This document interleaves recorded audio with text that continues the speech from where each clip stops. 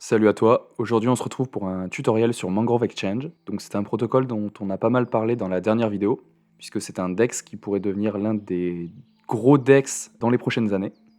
Donc c'est un petit peu différent de ce qu'on connaît habituellement, c'est-à-dire que ça n'est pas un AMM, donc on n'a pas de pool de liquidité, on n'a pas de fonction de swap. C'est un DEX qui fonctionne sur un modèle de carnet d'ordre. C'est un petit peu différent à utiliser, c'est pas très compliqué, mais on va voir ça en détail pour que tu puisses l'utiliser toi-même.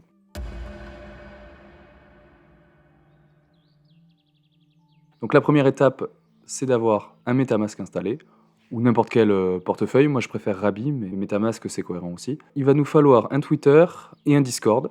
Quelque chose d'intéressant à faire, ça peut être les quêtes Galix. Alors généralement, c'est que du farming d'interaction, donc je vais pas trop en parler, mais je t'invite quand même à les faire de ton côté. Donc nous, on va utiliser Mangrove sur un réseau de test de Polygon Proof of Stake qui s'appelle Mumbai. Donc pour ça, on va aller sur chainlist.org et on va chercher Mumbai. On coche bien include testnet. Donc on va ajouter le réseau à notre portefeuille. Donc on approuve. Maintenant qu'on a le réseau de test qui est ajouté à MetaMask, on va aller réclamer des jetons de gaz sur un faucet adapté.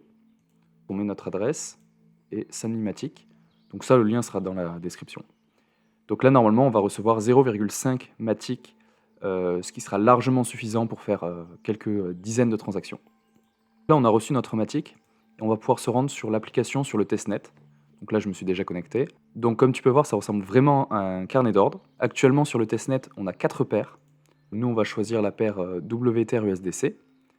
Pour récupérer des USDC de test, on va aller sur un faucet qui est directement sur l'application. On va réclamer des USDC. On va en prendre par exemple 10 000, ça devrait être suffisant. On mint. Et on va confirmer la transaction. Donc là, nos USDC sont arrivés. On va vouloir acheter de l'Ether avec. Alors pour ça, on peut faire de deux manières différentes. Soit on fait un ordre market, donc un ordre marché, soit on fait un ordre limite. Un ordre marché va s'exécuter automatiquement et immédiatement. Un ordre limite, il y a plusieurs ordres limites, mais un ordre limite va s'exécuter lorsque certaines conditions sont remplies. Par exemple, à un certain prix, on va acheter notre Ether. Donc là, on va vouloir acheter au prix du marché pour, mettons, 1000 USDC. Donc on tape 1000 ici. Ici, on voit la quantité d'Ether qu'on va pouvoir acheter, avec le prix auquel on va l'acheter. Ça, c'est le slippage. Donc le slippage, c'est l'écart maximal entre le prix que toi tu vises et le prix réel. On peut avoir un petit décalage. Donc nous, par exemple, on va mettre 0,5%. Et là, on va faire approve et achète WEther. Là, on va devoir autoriser Mangrove à prendre nos USDC. Donc on va valider une première transaction. Là, ce n'est pas la vente, c'est uniquement l'autorisation. On va mettre un nombre. Alors nous, là, on va dire maximum, suivant, et on valide la dépense. Donc ça, ce n'est pas la transaction, c'est l'autorisation de dépense. La transaction a été confirmée, done. Et là, on va confirmer notre achat. Donc on confirme notre transaction. Et la transaction a été confirmée. Donc on a bien acheté un demi WEther. Ah, comme on peut voir ici, en fait, on n'a pas pu acheter tout ce qu'on voulait. Donc Mangrove a rempli à peu près la moitié de notre ordre. Et maintenant, ce qu'on va faire, c'est qu'on va placer un ordre limite pour vendre notre Ether. Donc on va essayer de vendre le maximum et on va le vendre à un prix, mettons, de 2750 USDC.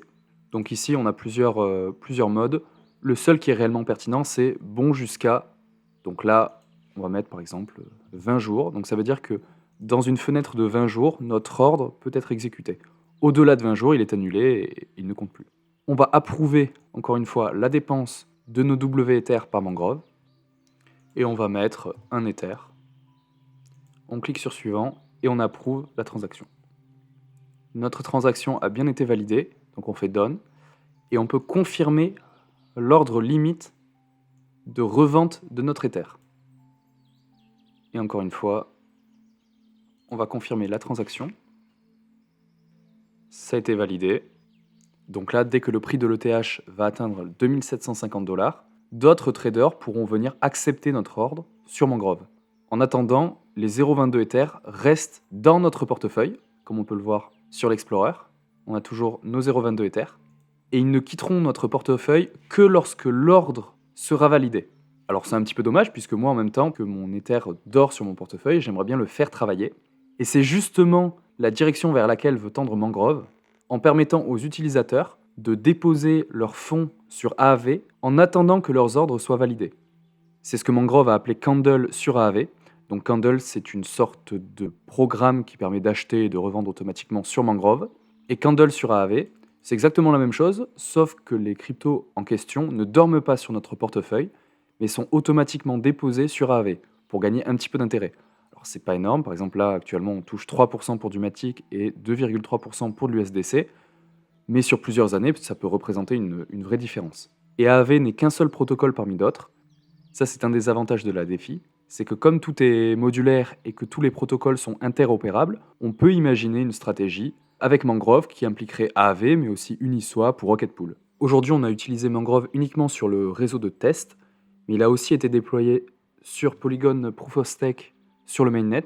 Alors pour l'instant on a seulement 2 pools, mais je compte bien le faire dans une stratégie pour toucher un triple airdrop que je te présenterai dans la prochaine vidéo. C'est une stratégie sans risque, tu as simplement besoin d'un peu d'Ether sur Arbitrum ou sur Optimism. Bref, je t'en dis pas plus pour aujourd'hui, je t'invite à aller utiliser Mangrove, je te souhaite une bonne journée, salut!